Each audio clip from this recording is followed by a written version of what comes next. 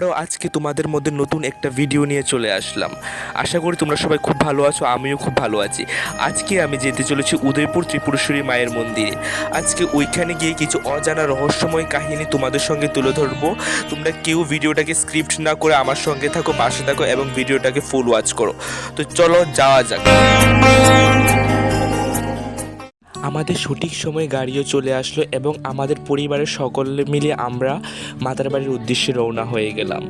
ত্রিপুরার উদয়পুর থেকে প্রায় 4 মাইল দূরে একটি টিলার উপর অবস্থিত ত্রিপুরেশ্বরী মায়ের মন্দির। এই সতীপীঠের 51তম শক্তিপীঠ হিসেবে ধরা হয় ত্রিপুরেশ্বরী মায়ের মন্দিরকে। এখানে বলা যায় সতীর নাকি ডান পায়ে পড়েছিল। বছরের প্রতিটা সময় ভক্তদের গম গম করে মন্দির চত্বরে। জাগ্রত দেবীমাতা ত্রিপুরেশ্বরী বলা যায় নাকি সবার মনস্কামনা পূর্ণ করে। বহুমুখে শোনা যায় ত্রিপুরার রাজা স্বপ্নদোষে নাকি বাংলাদেশ থেকে চট্টগ্রাম থেকে দেবীকে ত্রিপুরায় নিয়ে আসেন। কিন্তু এর পিছনে রয়েছে এক অলৌকিক কাহিনী। এছাড়াও এই মন্দিরের এত জনপ্রিয় এবং জাগ্রত হয়ে উঠেছে মানুষের মধ্যে, সেই বিষয়ে আজকে আমি তোমাদের সকলকে জানাবো।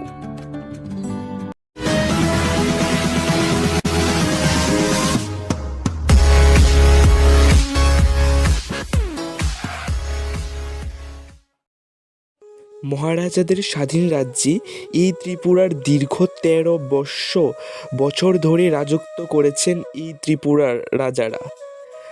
প্রায় 1501 খ্রিস্টাব্দে রাজা ধন্যমাণিক্যর দ্বারা এই মন্দির নির্মিত হয়। এই মন্দিরটির পূর্বপীঠ নামেও পরিচিত। মন্দিরটির পূর্ব দিকে কল্যাণ সাগর নামে একটি লেক আছে, যেখানে অনেক বড় বড় মাছ আছে এবং অনেক বড় বড় কচ্ছপ আছে। কিন্তু কবে এই মূর্তি নির্মাণ করা হয় তা এখন অবধি অজানাই রয়েছে সাধারণ মানুষের মধ্যে। 521 বছর কেন্দ্র করে এই মন্দিরে পূজা পার্বণ লেগেই থাকে। প্রতি বছর দিয়ালি মেলাতে প্রায় 2 লক্ষেরও বেশি ভক্তদের ভিড় থাকে। বহুদিন ধরেই এইখানে বলির প্রচলন রয়েছে। উপজাতির মানুষরা এই প্রথাকে খুবই বিশ্বাস করেন।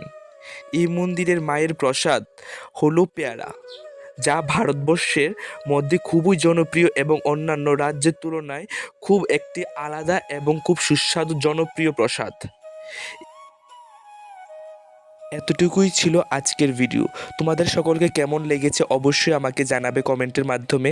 ভালো লাগলে অবশ্যই লাইক, কমেন্ট, শেয়ার এবং সাবস্ক্রাইব করে দেবে আমার চ্যানেলটাকে।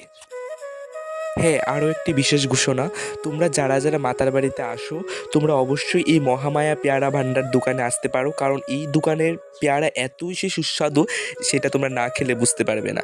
অন্তত আমার কাছ থেকে ভালো লেগেছে। তোমরা সবাই দোকানে ভিজিট করতে পারো। এখানে আসার পর আশা করি ভালোই লাগবে।